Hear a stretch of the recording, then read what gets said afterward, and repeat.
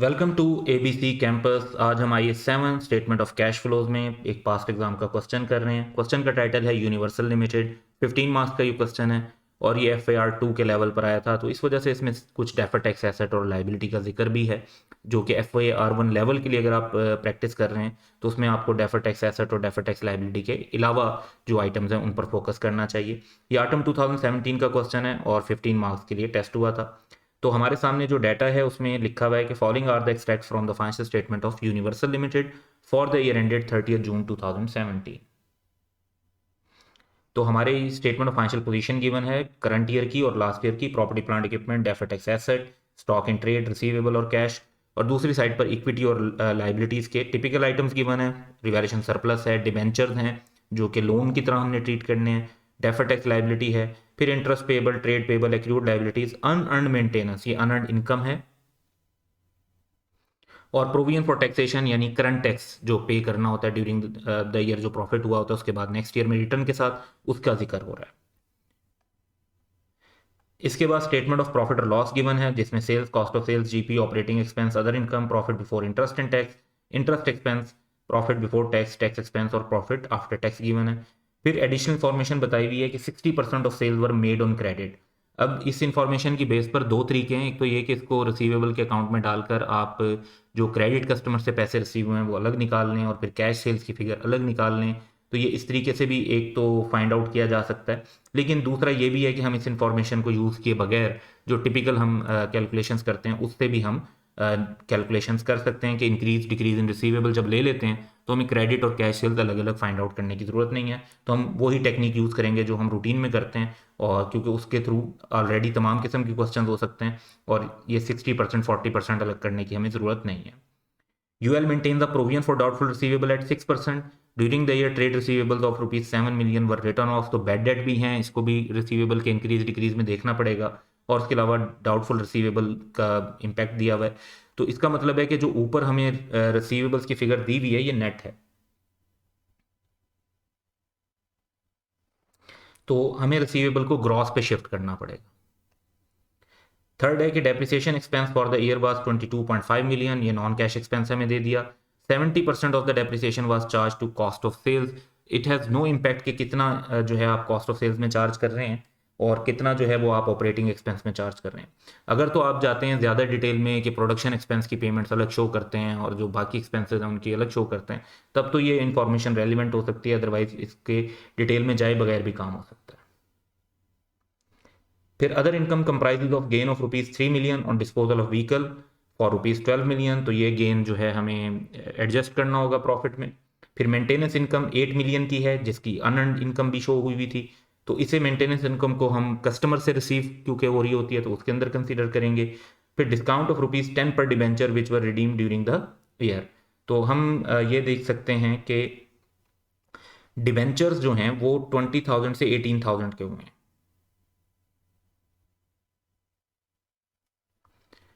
तो डिबेंचर्स को रिडीम किया गया है और उसमें 100 रुपीज़ का डिबेंचर था तो डिस्काउंट दिया गया, इसका मतलब है कि 90 रुपीज़ पर उसको रिडीम किया गया। तो ये कुछ पॉइंट्स हैं जो मेंशन थे, और उसके बाद हम क्वेश्चन की रिक्वायरमेंट की तरफ चलते हैं। तो क्वेश्चन की रिक्वायरमेंट ये है कि हमने यूनिवर्सल लिमिटेड की स्टेटमेंट ऑफ कैश फ्लो बनानी है for the year ended 30 June 2017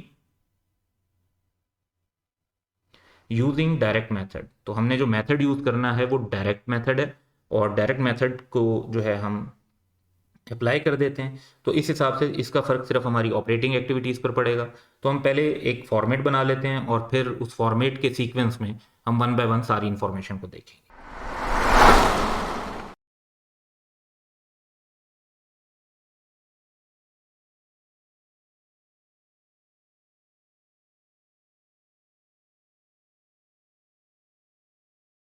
तो हमारा आंसर स्टैब्लिश होगा universal limited statement of cash flows for the year ended 30 June 2017, और सबसे पहले हमने बनाना है cash flows from operating activities को, क्योंकि क्वेश्चन में रुपीज़ इन थाउजेंड के हिसाब से दिया हुआ है लेवल ऑफ राउंडिंग ऑफ, तो वही हम यूज़ कर लेंगे। और पहली फिगर हमें चाहिए कैश जनरेटेड फ्रॉम ऑपरेशन की, जिसके लिए हम एक नोट बना लेते हैं।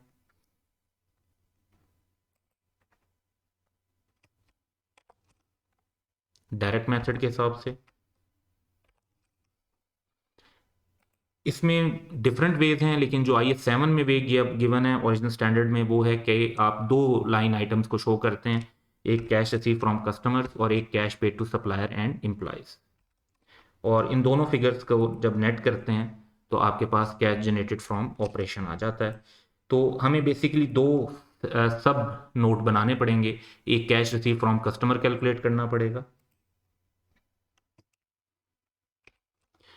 और एक cash paid to supplier and employees calculate करना पड़ेगा। तो कस्टमर से रिलेटेड हम देखते हैं कि क्वेश्चन में क्या क्या है।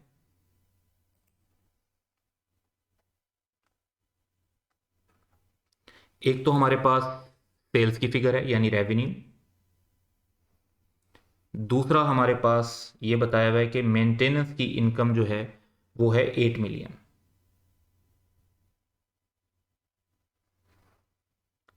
तो रुपीज़ इन थाउजेंड में शो कर रहे हैं तो इसे 8,000 में शो करेंगे। तो ये दो फिगर्स हम शो कर देंगे, एक रेवेन्यू की और एक मेंटेनेंस सर्विसेज, दोनों जो हमें कस्टमर से रिलेटेड आइटम है।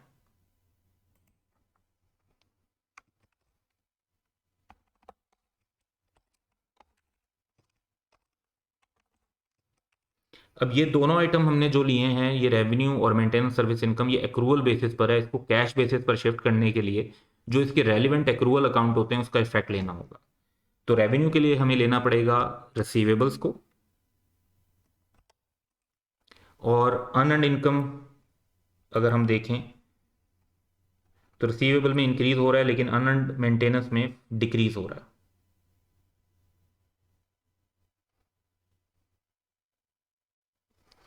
रिसीवेबल में तो काफ़ी चीज़ों का इम्पैक्ट है, इसको बाद में देखते हैं। अनअर्न्ड मेंटेनेंस जो है वो स्ट्रेट फॉरवर्ड है, इसको हम अभी लिख सकते हैं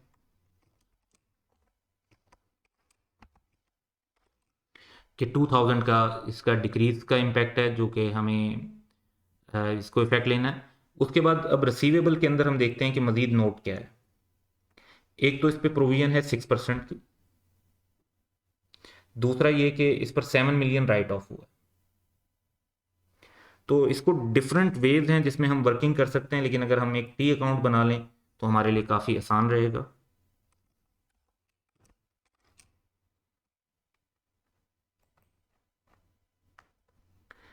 तो ये जो नेट अमाउंट है रिसीवेबल की 68,000 और 56,000, ये अमाउंट आफ्टर 6% डिडक्शन है, यानी ये अमाउंट 100% रिसीवेबल को रिफ्लेक्ट नहीं कर रही, ये 94% रिसीवेबल को रिफ्लेक्ट कर रही है। तो ये 94% अमाउंट है, हमने इससे निकालनी है 100% अमाउंट,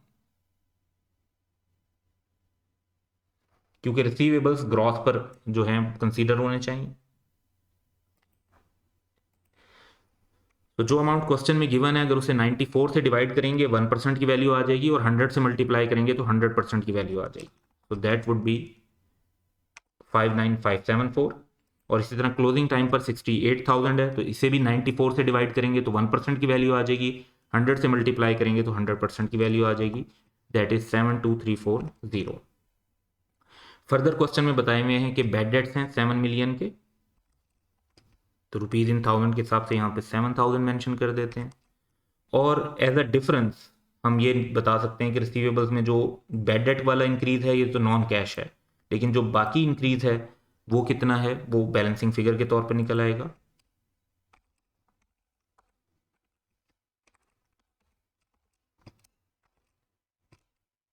सो दैट इज 19766, इसे हम अपने नोट में मेंशन कर देते हैं। और ये नेट करेंगे तो हमारे पास अमाउंट आ जाती है कि जो कैश रिसीव हुआ है कस्टमर से 259,234। अब सेकंड हमने कैलकुलेट करना है कैश पे टू सप्लायर एंड एम्प्लॉयज। अब इसका कॉन्सेप्ट ये है कि वो तमाम चीज़ें जो हम इनडायरेक्ट मेथड में लेते हैं उसमें से जो चार चीज़ें हमने वो यहाँ ले ली हैं, इनको एक्सक्लूड कर दें तो बाकी सब कुछ जो है वो नोट नंबर 1.2 में कवर हो जाएगा। तो चलते हैं जी, सबसे पहले क्वेश्चन में प्रॉफिट और लॉस देखते हैं। हम जो फिगर्स लेंगे उसमें हम कॉस्ट ऑफ सेल्स की फिगर भी लेंगे, ऑपरेटिंग एक्सपेंस भी लेंगे, अदर इनकम भी लेंगे, लेकिन जो 8 मिलियन हमने मेंटेनेंस सर्विस के नोट 1.1 के अंदर कवर कर लिए हैं उनके अलावा। तो और इसके अलावा हमें इंटरेस्ट एक्सपेंस भी लेना है, क्योंकि हम प्रॉफिट बिफोर टैक्स की फिगर पे फोकस कर रहे होते हैं डायरेक्ट मेथड में भी, तो उस हिसाब से हम प्रॉफिट बिफोर टैक्स से पहले वाली फिगर्स को इनकॉर्पोरेट कर लेते हैं।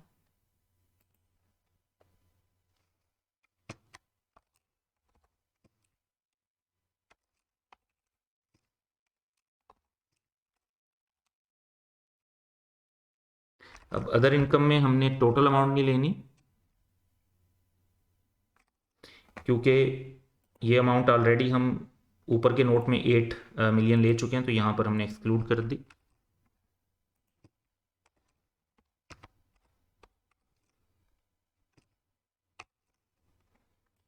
अब हमें कुछ एडजस्टमेंट्स ले लेनी चाहिए। तो सबसे पहली एडजस्टमेंट जो क्वेश्चन में है वो हमें देखनी चाहिए नॉन कैश आइटम की। तो डेप्रिसिएशन की फिगर गिवन है 22.5 मिलियन।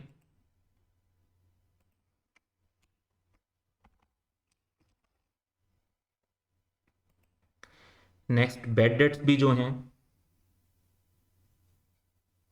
ये भी नॉन कैश हैं,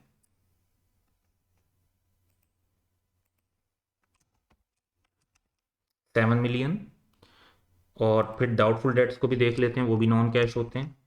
अब डाउटफुल डेट्स के लिए जो हमारे रिसीवेबल्स हैं, ओपनिंग बैलेंस भी है, क्लोजिंग बैलेंस भी है। तो हमें यह पता है कि दोनों टाइम पर 6% अलाउंस क्रिएट हो रहा था, तो 6% क्लोजिंग का ले लेंगे। क्लोजिंग ज़्यादा है और ओपनिंग रिसीवेबल कम है, तो अलाउंस भी ओपनिंग कम होगा और क्लोजिंग ज़्यादा होगा, यानी हमें डाउटफुल डेट का एक्सपेंस रिकॉर्ड करना होगा। तो एक्सपेंस ऐड बैक होता है, तो क्लोजिंग का भी 6% ले लेंगे, ओपनिंग का भी 6% ले लेंगे, और इनका जो डिफरेंस होगा वो हमें एक्सपेंस की अमाउंट पता चल जाएगी।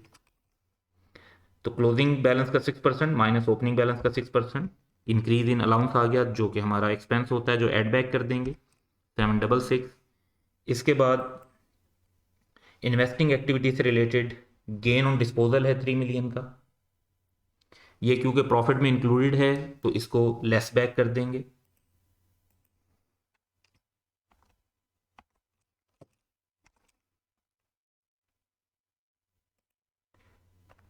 इसके बाद जो डिबेंचर्स पर डिस्काउंट हुआ है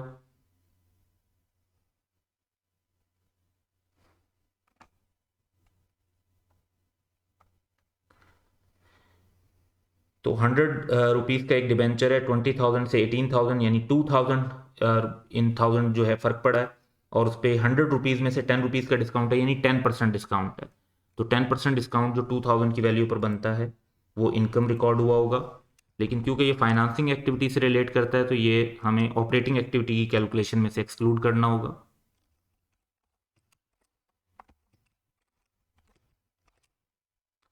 200 की अमाउंट बनती है, बाकी जो 1800 है वो कैश फ्लो होगा, वो रिफ्लेक्ट हो जाएगा। इंटरेस्ट एक्सपेंस आल्दो कि हमने ऊपर भी जो है इंक्लूड किया था कि एक्सपेंसेस की लिस्ट में इसको जो है क्योंकि सेपरेट डिस्क्लोज किया जाता है तो इसको एक्सक्लूड करना होता है।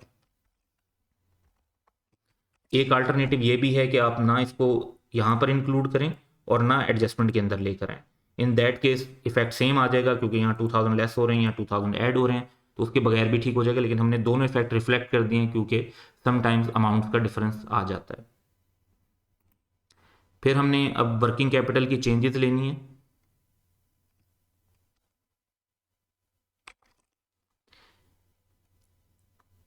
रिसीवेबल और अनअर्न्ड इनकम के अलावा, और इसलिए अलावा क्योंकि इनको हम ऑलरेडी ऊपर कवर कर चुके हैं।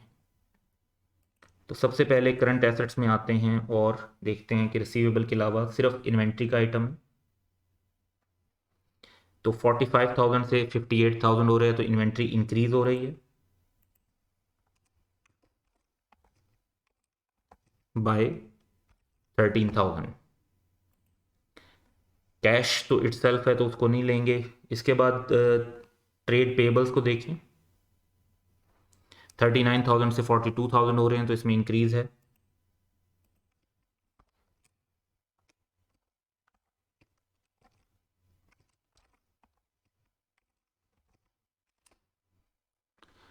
और फिर हैं हमारे पास एक्रूड लाइबिलिटीज़ जो कि 18 से 20 हो रही हैं, इसमें भी 2,000 का इंक्रीज है।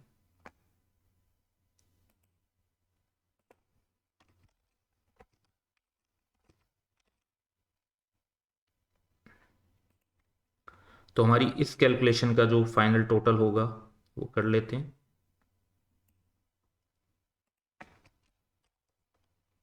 दैट इज 212,000, और इस फिगर को हम ऊपर रिफ्लेक्ट कर देते हैं नोट्स में। तो हमारे पास कैश जनरेटेड फ्रॉम ऑपरेशन आ जाएगा नेट करके, जो कैश कस्टमर से रिसीव हुआ और जो सप्लायर और एम्प्लॉयज और एक्सपेंसेस के लिए पे हुआ, 47234। इसको हम अपनी स्टेटमेंट ऑफ कैश फ्लो के अंदर मेंशन कर देंगे। अब हमें इंटरेस्ट पेड लेना है और टैक्स का इफेक्ट लेना है। तो इंटरेस्ट के लिए तो सिंपली हम देखते हैं कि एक्सपेंस कितना है, ओपनिंग क्लोजिंग बैलेंस कितना है। एक्सपेंस तो 2000 का है,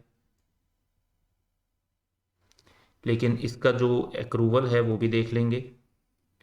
2500 का ओपनिंग और क्लोजिंग 1000।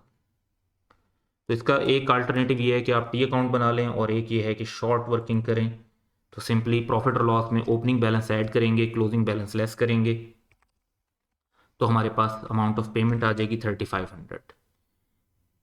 इनकम टैक्स पेड की बात करें तो क्वेश्चन में काफ़ी आइटम्स हैं जो इससे रिलेटेड हैं। एक तो हमें टैक्स एक्सपेंस पता होना चाहिए, दैट इज 15,000।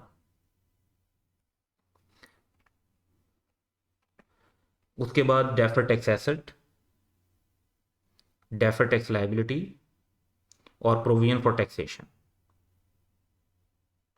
ये नोटिस करें कि ओपनिंग टाइम पर डेफर टैक्स लाइबिलिटी थी और क्लोजिंग टाइम पर डेफर टैक्स एसेट था। तो एक वर्किंग बना लेंगे। तो ओपनिंग डेफर टैक्स लाइबिलिटी थी तो क्रेडिट साइड पर आ जाएगी 6000, और क्लोजिंग डेफर टैक्स एसेट है तो वो भी इस साइड पर आ जाएगा, क्योंकि एसेट का कैरी डाउन इस तरफ आता है 8500। करंट टैक्स की बात करें, जो प्रोविजन फॉर टैक्सेशन है, वो ओपनिंग लाइबिलिटी 8000 की है और क्लोजिंग जो है वो है 10,000 की। एक्सपेंस जो है वो इस अकाउंट में क्रेडिट साइड पर रिफ्लेक्ट होगा 15,000 का, और एज अ बैलेंसिंग फिगर कितना कैश टैक्स के सिलसिले में पे हुआ है वो हमें मिल जाएगा, दैट इज 27,500। इसे हम अपनी स्टेटमेंट ऑफ कैश फ्लो के अंदर रिफ्लेक्ट कर देंगे। तो हमारे पास आंसर आ जाता है 16,234। तो this is net cash from operating activities. तो एक एक्टिविटी कंप्लीट हो गई, तो अब नेक्स्ट एक्टिविटी की तरफ चलते हैं, that is investing activities. Investing activity में हमें नॉन करंट एसेट्स पर फोकस करना है। तो प्रॉपर्टी प्लांट इक्विपमेंट का ओपनिंग और क्लोजिंग बैलेंस गिवन है। इसके अलावा हमें ये नज़र आ रहा है कि during the year revaluation surplus rise हुआ है 10,000 का, और डेप्रिसिएशन दी हुई है 22.5 मिलियन की, और ये बताया हुआ है कि एक एसेट डिस्पोज ऑफ हुआ था 12 मिलियन का, जिस पर 3 मिलियन का गेन हुआ है। इसका मतलब है कि उसकी बुक वैल्यू 9 मिलियन होगी, तभी 9 से ज़्यादा पर सेल किया, 3 ज़्यादा पर सेल किया तो तभी उस पर गेन हुआ, तो बुक वैल्यू होगी 9। तो ये बातें जो हमें पता चली, इससे हम जो है प्रॉपर्टी प्लांट इक्विपमेंट का टी अकाउंट बना सकते हैं। तो ओपनिंग बैलेंस 120,000, क्लोजिंग बैलेंस 158,500। उसके बाद जो डेप्रिसिएशन है 22.5 मिलियन क्वेश्चन में गिवन है। रिवैल्यूएशन सरप्लस राइज हो रहा है एसेट पर, दैट इज 10,000। उसके बाद जो डिस्पोजल है 12,000 का डिस्पोज किया है, 3,000 का गेन था, इसका मतलब है कि बुक वैल्यू 9 मिलियन थी, 9,000 आ जाएगा। अगर हम टोटल करें तो 190, दूसरी साइड पर भी सेम लिखेंगे। तो एज अ बैलेंसिंग फिगर जो प्रॉपर्टी प्लांट इक्विपमेंट कैश के अगेंस्ट एक्वायर किए हैं वो हमें पता चल जाएंगे 60,000। इन्हें हम अपनी स्टेटमेंट ऑफ कैश फ्लो के अंदर मेंशन कर लेंगे। फिर जो सेल प्रोसीड डिस्पोजल से आई हैं वो तो क्वेश्चन में 12 मिलियन की खुद ही बताई हुई हैं।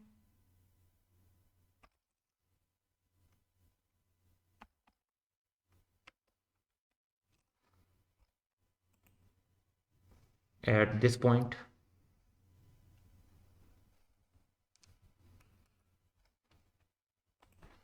तो ये हमारी इन्वेस्टिंग एक्टिविटीज़ हो गई। 48,000 का इसमें कैश यूज हुआ है। अब लास्ट एक्टिविटी की तरफ चलते हैं, दैट इज़ फाइनेंसिंग एक्टिविटीज़। तो फाइनेंसिंग एक्टिविटीज़ में हम देखते हैं कि जी क्या इम्पैक्ट है, क्योंकि इसके लिए इक्विटी और बोरिंग को देखना पड़ेगा।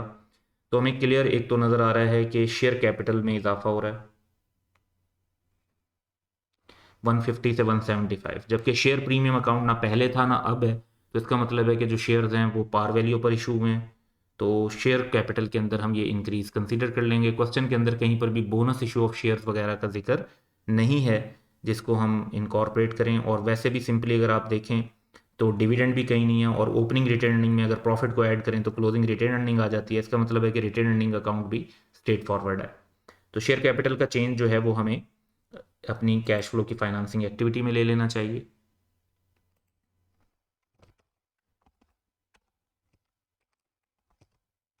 ये हमारा इनफ्लो हो जाएगा। डिबेंचर्स रिडीम किए हैं और 20,000 से 18,000 यानी 2,000 के रिडीम हुए हैं, लेकिन इस पर 10 रुपीज़ का डिस्काउंट भी था, यानी जो पेमेंट की होगी वो 90 के हिसाब से की होगी। तो ये जब डिबेंचर्स रिडीम करने के लिए पेमेंट की तो वो हमारा आउटफ्लो हो गया।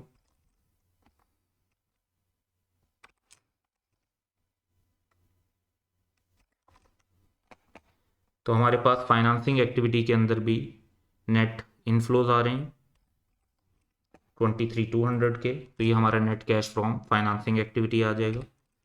अब अगर हम तीनों एक्टिविटीज़ का नेट निकाल लें तो हमारे पास आ जाता है net decrease in cash and cash equivalent. तो 16,234 minus 48,000 plus 23,200, that would be 8,566। Opening balance देखते हैं कैश का 48,000।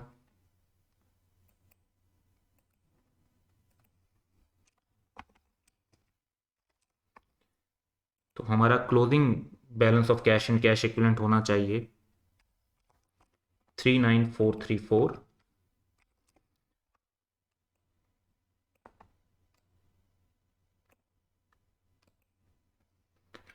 और यही अमाउंट क्वेश्चन के अंदर भी है।